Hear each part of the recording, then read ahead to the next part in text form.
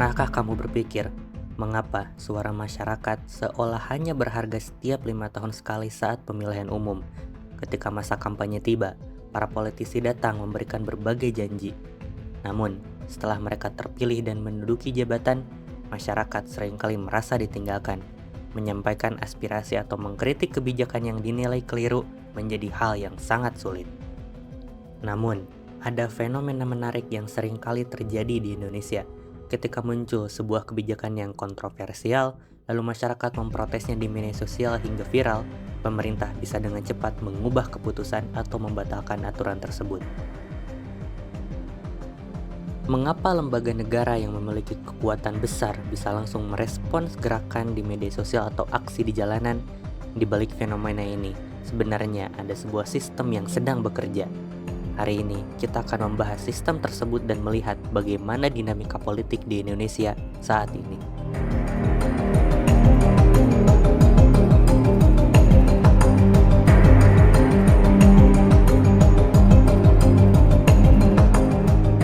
Dalam kajian ilmu politik, sistem pemerintahan tidak hanya digerakkan oleh lembaga resmi seperti Presiden atau DPR. Berdasarkan teori sistem politik, kehidupan politik bekerja melalui alur masukan dan luaran yang melibatkan hubungan antara masyarakat dan negara. Untuk mempermudah penjelasannya, kita bisa menggunakan analogi teknologi komputer.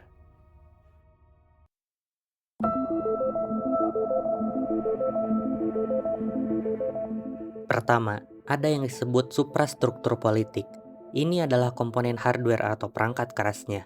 Isinya adalah lembaga resmi negara seperti Presiden, DPR, Kementerian, hingga Mahkamah Konstitusi. Mereka memiliki kewenangan sah secara hukum untuk mengambil keputusan, mengesahkan undang-undang, dan menjalankan kebijakan negara. Kedua, ada yang disebut infrastruktur politik. Ini adalah komponen software atau perangkat lunaknya. Mereka adalah aktor-aktor informal yang hidup di dalam masyarakat seperti partai politik, kelompok kepentingan, kelompok penekan, media massa, hingga komunitas digital. Tugas mereka adalah menangkap aspirasi, tuntutan, dan dukungan dari masyarakat sebagai input, lalu menyalurkannya agar dapat diproses oleh superstruktur menjadi sebuah kebijakan publik sebagai output. Sebuah komputer tidak akan berfungsi tanpa perangkat lunak. Begitu pula dengan negara, pemerintah tidak dapat menghasilkan kebijakan yang tepat tanpa adanya masukan dari infrastruktur politik ini. Namun, realitasnya di Indonesia, perangkat lunak politik kita seringkali mengalami gangguan atau bias kepentingan.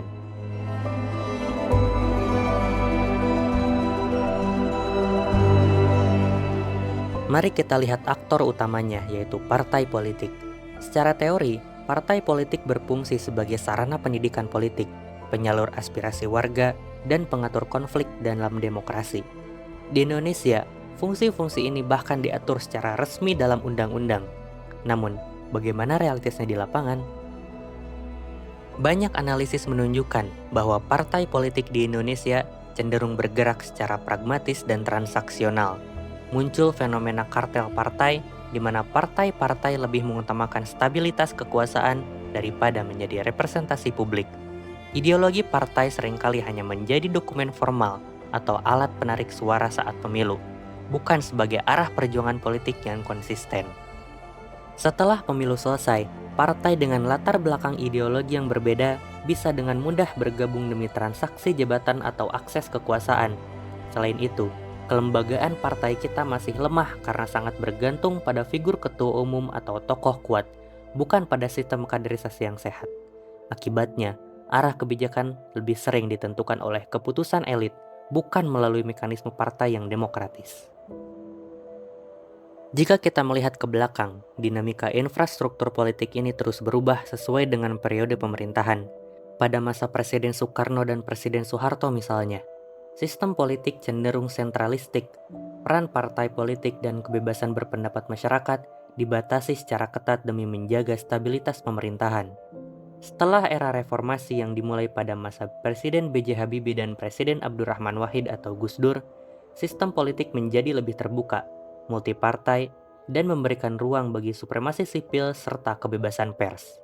Namun, pada masa Presiden Susilo Bambang Yudhoyono hingga Presiden Joko Widodo, muncul kecenderungan baru. Pemerintah seringkali membangun koalisi besar di parlemen untuk mendukung program kerja pemerintah. Dampaknya, ketika sebagian besar kekuatan politik bergabung dengan pemerintah, ruang bagi oposisi menjadi sangat terbatas. Hal ini membuat fungsi pengawasan check and balance dari lembaga legislatif terhadap eksekutif cenderung melemah.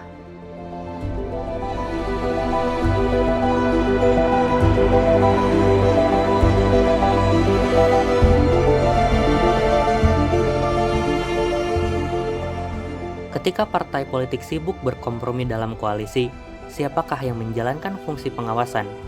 Jawabannya ada pada faktor non-partai.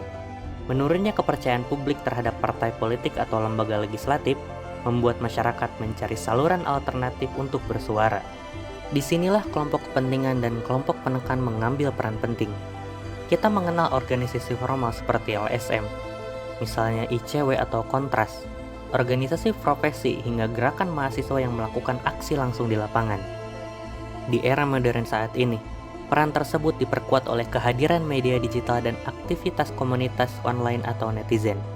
Media digital telah menjadi ruang baru bagi masyarakat untuk mengartikulasikan tuntutan secara cepat dan masif. Ketika jalur komunikasi formal dirasa buntu, gerakan digital melalui opini publik yang viral menjadi cara efektif untuk memberikan tekanan kepada pembuat kebijakan.